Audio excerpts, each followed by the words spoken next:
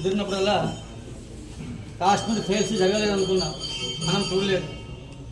Kerala story మనం చూడలేదు, వీడియోలు రాలేదు. అక్బర్ బాబర్ లేడు, మనం చూడలేదు. మన దేవాలయాలు పొలగొట్టలేదు. సరేనా?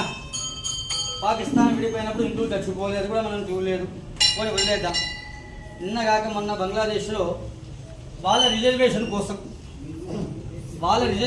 కోసం భగవద్బంధు హిందువులను చంపేశారు, నిర్దాక్షిణ్యంగా చంపేశారు.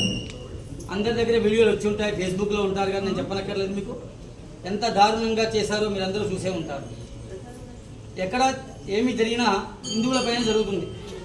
ఇంకా మనం ఆలోచించట్లేదు. మనం కులాల్లో విడిపోయాం.